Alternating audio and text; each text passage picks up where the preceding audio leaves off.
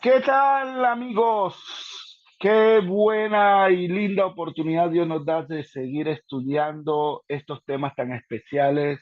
Estamos estudiando amartiología, que tiene que ver con la doctrina del pecado. Y en este caso, al hermano Javier Jaraba, pastor en la ciudad de Medellín, ah, quiere compartir con ustedes lo que tiene que ver el aspecto con el origen del pecado. Y lógico que ustedes tienen también el libro insignia que utilizamos para trabajar estas temáticas.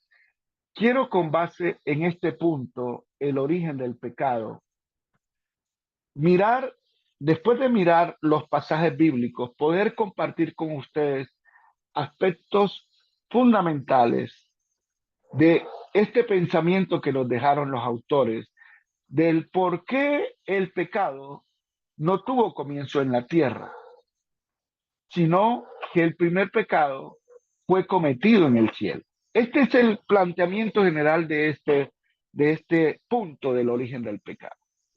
Y para eso tenemos una serie de citas bíblicas donde nos deja ver la razón de cómo se llevó a cabo ese pecado. Entonces hablemos del origen del pecado en el universo. Y para esto, todos ustedes como estudiantes conocen de este pasaje de la escritura. Yo he tomado dos traducciones bíblicas. Una es conocida como la Biblia textual, está muy conectada allí a los antiguos manuscritos, lo que queda. Y lo mismo he tomado la traducción Reina Valera contemporánea para poder compartir. Pero es interesante que en este cuadro de Ezequiel 28, 12 al 17, que está bajo un marco profético, que aunque está dirigido al rey de Tiro, tiene un enfoque de hablarnos de un ser sobrenatural.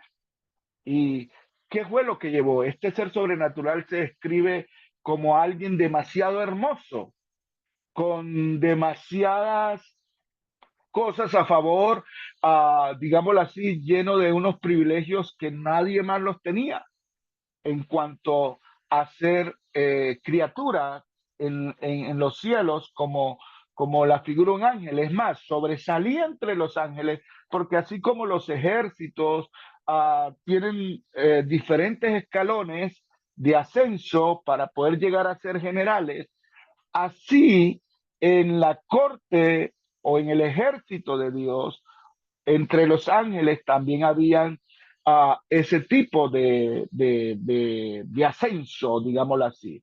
Y encontramos que Ezequiel le llama querubín. Y los querubines eran los más cercanos a la presencia de Dios, los más cercanos. Se habla de unos 3 o 4 querubines. Siempre he escuchado y se ha enfatizado de 3 de ellos. Y este era uno de ellos. Y tenía estas características porque se le llama querubín protector, protector.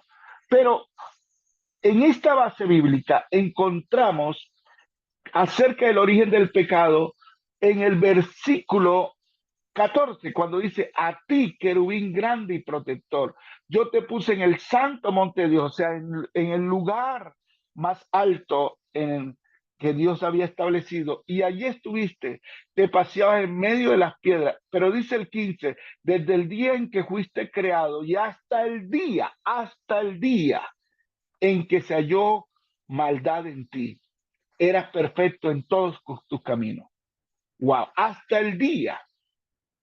Y lo que él llevó a cabo, vamos a ver en el siguiente pasaje bíblico, que está en Isaías 14, 12 al 14.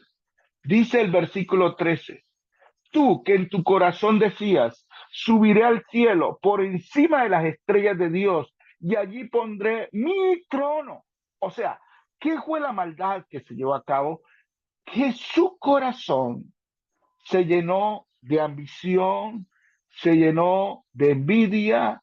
Él quiso usurpar en este enfoque el trono de Dios. el trono de Dios. Él ya tenía una, un ascenso como los otros que también lo ejercían, pero él quería algo más y era usurpar, y eso se llama rebelión. O sea que la rebelión es la chispa del cómo se originó el pecado. Y tenemos otra serie de bases bíblicas. Este es un mensaje profético de Isaías. Pero, ¿en dónde se origina? En los cielos. Y es interesante que aunque no está hablando exactamente de él, de esta figura, Pablo nos deja ver en segunda carta a los Corintios 12 que habían tres formas, o sea, como dice, tres escalas de los cielos. El primer cielo, el segundo cielo y el tercer cielo. Es lo que describe Pablo. Se considera que ellos estaban en el segundo cielo porque el tercer cielo es el trono de Dios. Y él quería llegar a usurpar el tercer cielo. Ya después encontramos en el libro de Job, en Judas, en Apocalipsis, eh, la forma como él lleva a cabo al revelarse, cómo él precisamente es expulsado y cómo se origina toda su descarga de maldad como la figura de un dragón, después de ser una estrella, después de ser un lucero, él es arrastrado y adquiere una figura, después de ser lo más hermoso, de ser lo más horripilante por causa del pecado, de la maldad. Pero él no va a ocupar ese lugar aunque ha querido, porque como nos presenta Daniel y nos presenta a Isaías nuevamente, ese lugar lo ocupa nuestro Señor Jesucristo. Y yo quiero dejar ya para finalizar, sobre las alturas de las nubes era su deseo, subiré, el deseo del maligno. Por eso se le llama maligno, de ahí surge la maldad. En la escritura, la gloria divina es a menudo simbolizada, por nubes. Lucero quería poseer esa gloria, pero no le fue otorgada. El anhelo de él era ser semejante al Altísimo. Y este es el clima del por qué se originó el pecado allí. Este es cuatro de los deseos de su corazón. Todas estas declaraciones expresan que él quería ser independiente de Dios y oponerse a él, ejercer su poder, ejercer su voluntad, ejercer su ambición contra Dios.